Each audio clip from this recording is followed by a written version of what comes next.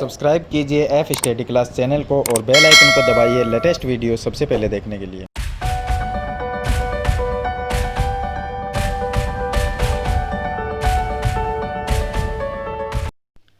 Hello students, आज इस video में मैं आपको प्रश्नावली 5.2 के क्वेश्चन बताऊंगा जो कि कक्षा 8 के हैं।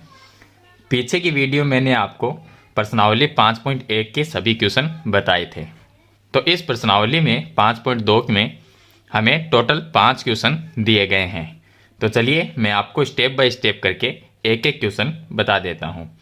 तो आप वीडियो को लाइक कर दीजिए और चैनल को सब्सक्राइब कर लीजिए। तो देखिए, इसके अंदर क्वेश्चन नंबर 1 है। इसमें दिया गया है कि किसी शहर के युवा व्यक्तियों के एक समूह का यह जानने के लिए एक सर्वे किया गया कि वे किस प्रकार का संगीत पसंद करते हैं। यानी एक शहर में सर्वे किया गया कि जो व्यक्ति है वो कौन सा संगीत है, किस प्रकार का संगीत है वो पसंद करते हैं। इनसे प्राप्त आंकड़ों को संलग्न पाई चार्ट में दर्शाया गया है। इस पाई चार्ट से निम्नलिखित प्रश्नों के उत्तर दीजिए। तो पाई चार्ट क्या होता है? ये एक हम व्रत बनाते हैं। ये व्रत जो है ये एक पाई चार्ट है। तो इसमें एक क्वेश्चन दिया गया है, 3 क्वेश्चन दिए गए इन टोटल। पहला क्वेश्चन है कि यदि 20 व्यक्ति शास्त्रीय संगीत पसंद करते हैं तो कुल कितने युवा व्यक्तियों का सर्वे किया गया था। यानी कि हमें ये पूछा है कि जिस शहर के अंदर सर्वे किया गया था उसमें टोटल कितने व्यक्तियों का सर्वे किया गया, कुल कितने व्यक्ति थे जिनका सर्वे किया गया, वो हमें कुल व्यक्ति ज्ञात करने हैं।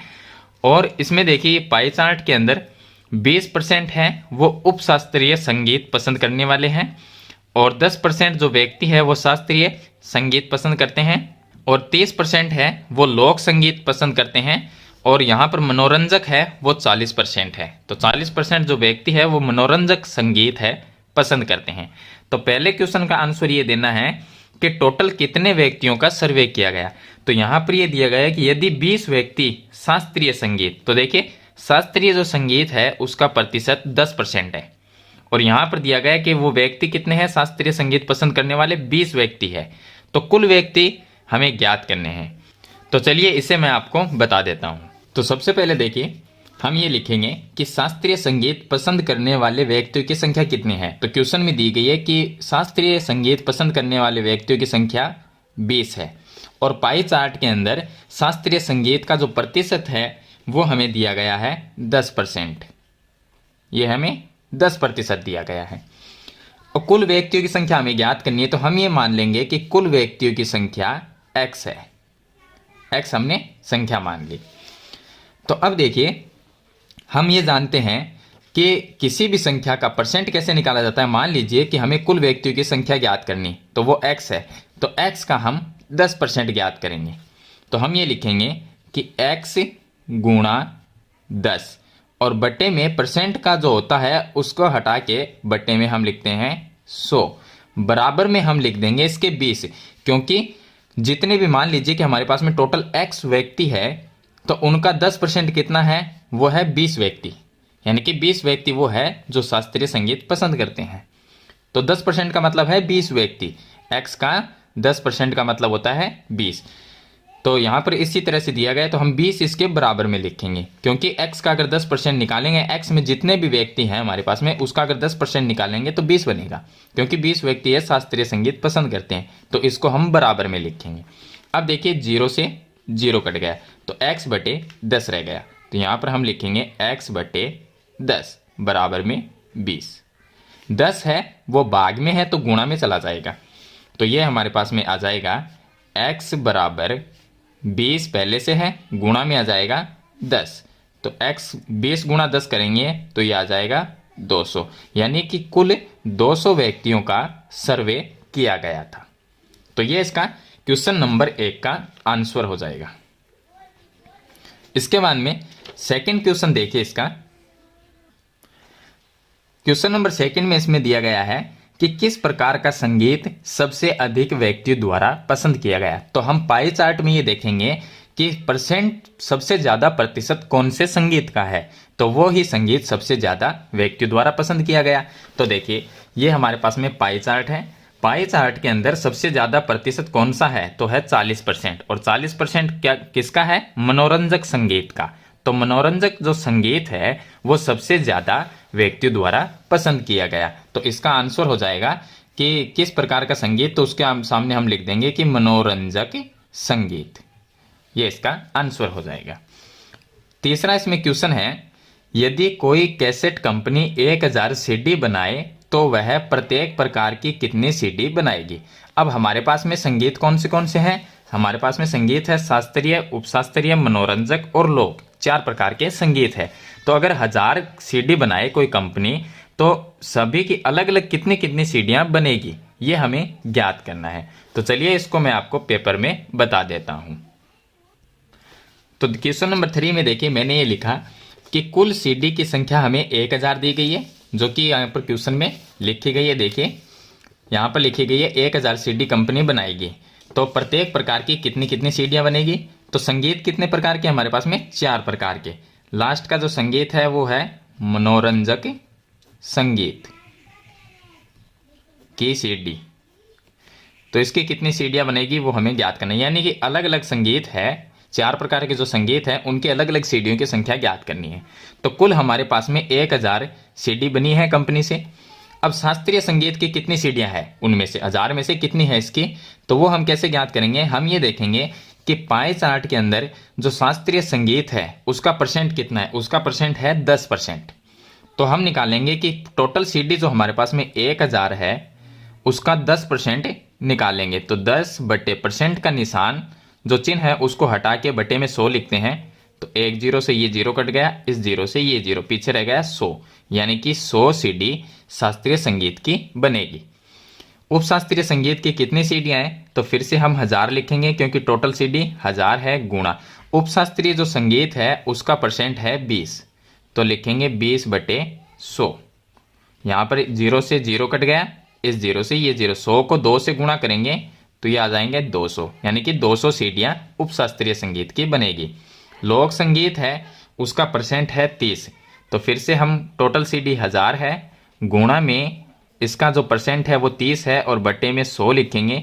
जीरो से जीरो, ये जीरो से जीरो कट गया, 3 को 100 से गुणा किया तो ये आ जाएगा 300, यानी कि 300 सीडियां बनेगी।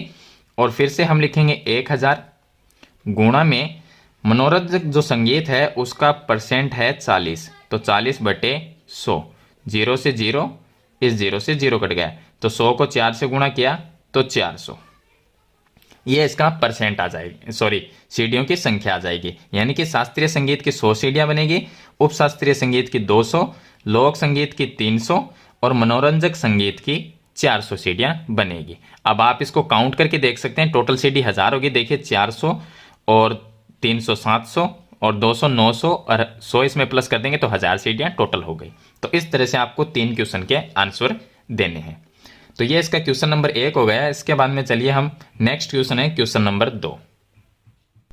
क्वेश्चन नंबर 2 में देखिए यहां पर क्वेश्चन नंबर जो 2 है इसमें लिखा है कि 360 व्यक्तियों के एक समूह से 3 ऋतुओं वर्षा, सर्दी और गर्मी, 3 ऋतुएं हैं वर्षा, सर्दी और गर्मी में से अपनी मनपसंद ऋतु के लिए मतदान करने को कहा गया।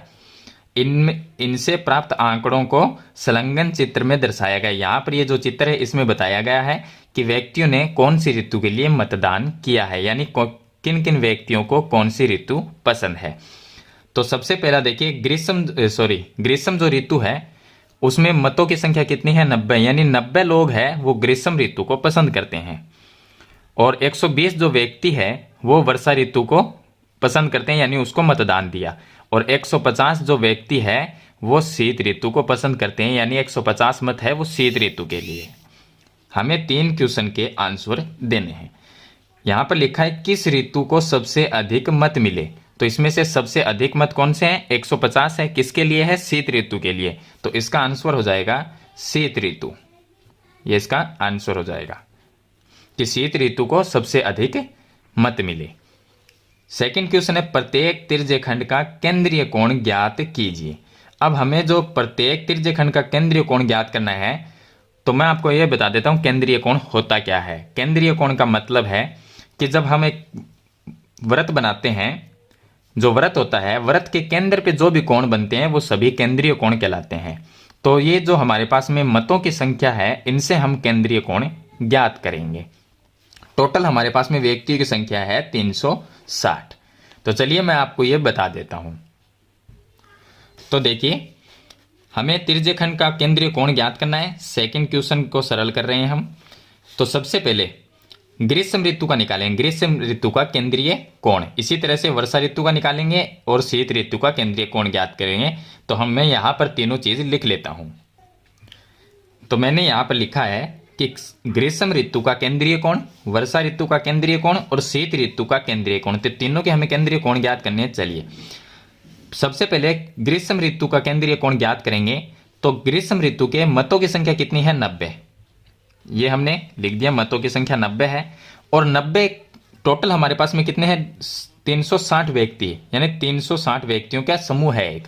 तो 360 में से 90 मत तो यहां पर चले गए ग्रीष्म ऋतु में। तो टोटल 360 में से 90 मत हो गए। और गुणा में जब केंद्रीय कोण ज्ञात करते हैं तो जो वृत्त होता है उसके केंद्र पे जो कोण होता है वो 360 डिग्री का होता है। तो गुणा में भी 360 ही लिखना है। तो 360 से 360 कट गया, पीछे 90 बच गया। अब ये 90 डिग्री में बदल गया। पहले ये 90 मत थे, लेकिन अब ये 90 डिग्री हो गया क्योंकि हमने 360 कोण से गुणा कर दिया।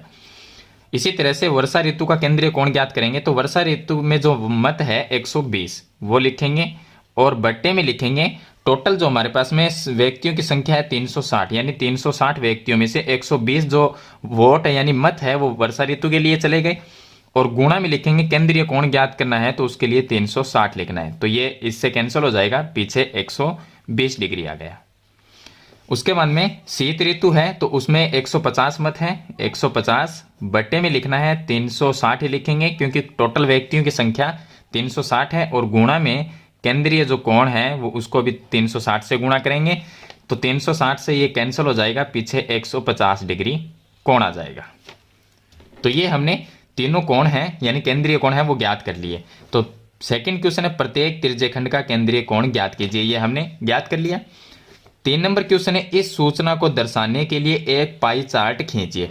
अब जो हमारे पास में ये कोण आए हैं इनका हम पाई चार्ट बना देंगे। ये क्वेश्चन नंबर 3 का आंसर हो जाएगा। इसमें जो 3 नंबर क्वेश्चन है उसका आंसर के लिए हम क्या करेंगे, एक पाई चार्ट बनाएंगे। पाई चार्ट के लिए आपको क्या करना है, पहले एक वृत्त बनाना है। यहां पर हो गया वृत्त का केंद्र। अब वृत्त हमने बना लिया, केंद्र यहां पर इसका। तो हम क्या करेंगे, इसकी एक परिधि तक एक दूरी ले लेंगे। अपनी मर्जी से किसी भी प्रकार की हम दूरी ले सकते हैं। तो देखिए मैं इस जो केंद्र है इसको परिधि से मिला देता हूं। तो चलिए मैं यहां पर मिला देता हूं, कहीं पर भी मिला दीजिए आप, एक दूरी लेनी है आपको। अब ये हमने दूरी ले ली। अब पहला जो हमारे पास में ग्रीष्म ऋतु का केंद्रीय कोण है वो है 90 डिग्री। तो इस लाइन के ऊपर हम 90 डिग्री का कोण बनाएंगे, चंदे से बना लेंगे इसको। तो ये जो लाइन है हमारी, इस पर हम चंदा रखेंगे और 90 डिग्री, देखिए लाइन इस साइड में है तो हमें कोण भी इधर से देखना है। तो 90 यहां पर आता है, इसके सामने यहां पर इसका पॉइंट लगाएंगे। तो केंद्र को हम 90 डिग्री का जो हमने पॉइंट लगाया है उससे हम मिला देंगे। तो ये हो गया 90 डिग्री का कोण, यहां पर बनता है 90 डिग्री। उसके बाद में 120 डिग्री का है। तो जो सेकंड लाइन है हमारी, इस लाइन पर हम 120 डिग्री का कोण बनाएंगे। तो इसको इस तरह से रख लेंगे और इसके ऊपर 120 डिग्री का कोण बना देंगे। तो देखिए लाइन इस साइड में है तो इधर से 120 डिग्री देखेंगे, या 90, 100, 110, 120, 120 आता है यहां पर। तो इसको हम इससे मिला देंगे।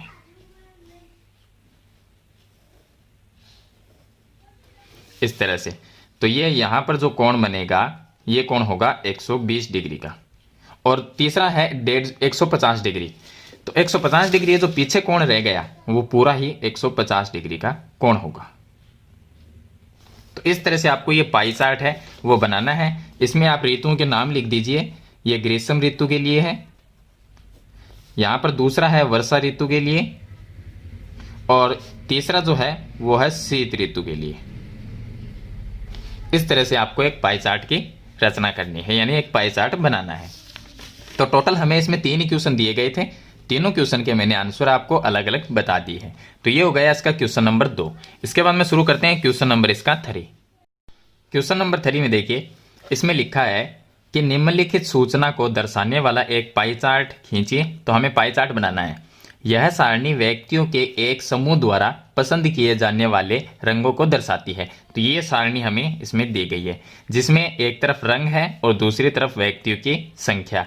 यानी कि 18 जो व्यक्ति है वो नीला रंग पसंद करते हैं, 9 व्यक्ति हरा रंग पसंद करते हैं, 6 व्यक्ति लाल रंग को पसंद करते हैं और 3 व्यक्ति पीले रंग को पसंद करते हैं। टोटल व्यक्तियों की जो संख्या है वो 36 है। हमारे पास में टोटल जो व्यक्ति है वो 36 है। हमें पाई चार्ट बनाना है, तो इसके लिए पाई चार्ट बनाने के लिए कोण ज्ञात करना होगा। 18 जो नीला रंग है उसका केंद्रीय कोण ज्ञात करेंगे, हरा रंग है उसका हम केंद्रीय कोण ज्ञात करेंगे, लाल रंग का केंद्रीय कोण ज्ञात करेंगे और पीले रंग का केंद्रीय कोण ज्ञात करेंगे। सभी का केंद्रीय कोण ज्ञात करेंगे, फिर एक पाई चार्ट बना लेंगे। तो चलिए इसको मैं आपको पेपर में बता देता हूं। तो देखिए, सबसे पहले हम लिखेंगे कि नीले रंग का केंद्रीय कोण। नीला रंग कितने व्यक्तियों द्वारा पसंद किया गया? 18 व्यक्तियों द्वारा। 18 व्यक्ति है तो हमने लिखा 18। इसके बट्टे में लिखना है कुल कितने व्यक्ति हमारे पास में, तो नीचे इसका योग दिया गया है 36, तो इसके बट्टे में हम लिख देंगे 36। और गुणा के अंदर कोण ज्ञात करना है तो 360 लिखना है, क्योंकि जो व्रत होता है उसका केंद्रीय कोण होता है, जो व्रत का कोण होता है वो 360 डिग्री का होता है। अब देखिए यहाँ पर 36 है, यानी कि 36 का अगर 360 में भाग देंगे तो आएगा 10, और 10 को 18 से गुणा करेंगे तो 180 डिग्री आ जाएगा। इसी तरह से हरा रंग है उसका केंद्रीय कोण ज्ञात करेंगे, तो हरा रंग कितने व्यक्तियों द्वारा पसंद किया गया? 9 व्यक्तियों द्वारा। तो 9 और बट्टे में कुल व्यक्ति कितने हैं? 36, तो 9 बटे 36 हो जाएगा। तो इसको भी हम लिखेंगे 9 बटे 36 और गुणा में 360 ही आएगा।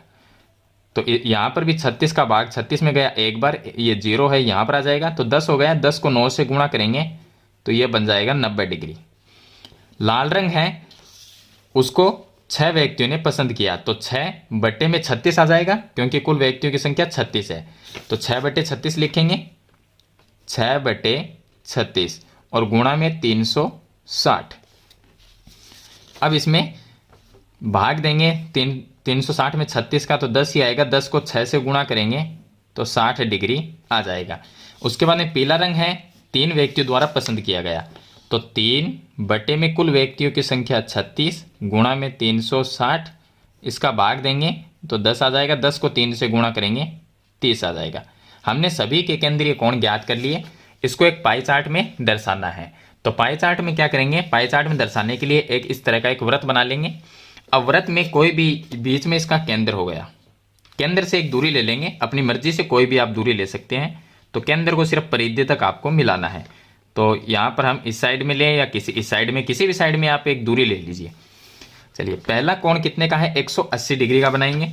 तो हम यहाँ पर 180 डिग्री का कोण बना देंगे। तो देखिए 180 का, यानी कि सीधी एकदम सीधी लाइन जो होगी वो 180 डिग्री की होगी। तो ये आ गया 180 डिग्री बन गया। अब इसके जो ऊपर का ये कोण बनता है वो है 180 डिग्री। तो यहाँ पर हम लिख देंगे 180 डिग्री। जो नीला रंग है तो हम लिख देंगे यहाँ पर नीला रंग।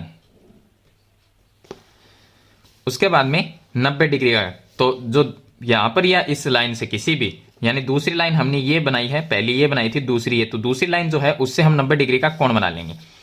तो इस साइड में तो बना नहीं सकते क्योंकि ये तो 180 डिग्री पूरा हो गया, इस साइड में बनाएंगे।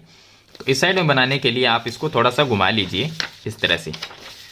यहाँ पर घुमाने के बाद में अब ये देखेंगे हमारी लाइन किस तरफ है, हमारी लाइन है इस तरफ। तो यहाँ से हम 10, 20, 30 इस तरह से काउंट करेंगे और 90 आता है यहाँ पर, तो 90 का पॉइंट लगा देंगे यहाँ पर और इसको हम परिधि तक मिला देंगे। तो ये बन गया 90 डिग्री। 90 डिग्री हो गया।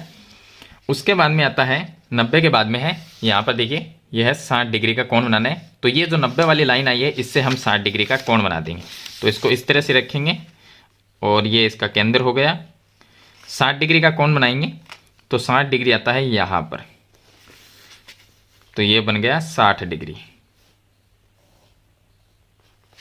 तो ये जो कोण बना है यहाँ पर, ये 60 डिग्री का कोण बन गया। ये हो गया 60 डिग्री, ये 90 है, इसको सही तरीके से 90 डिग्री ये लिख देते हैं।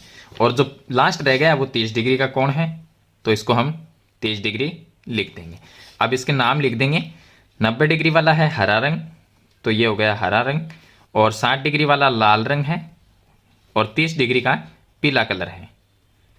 तो इस तरह से हम एक पाई चार्ट की रचना कर देंगे, यानी कि आपको एक पाई चार्ट बनाना है।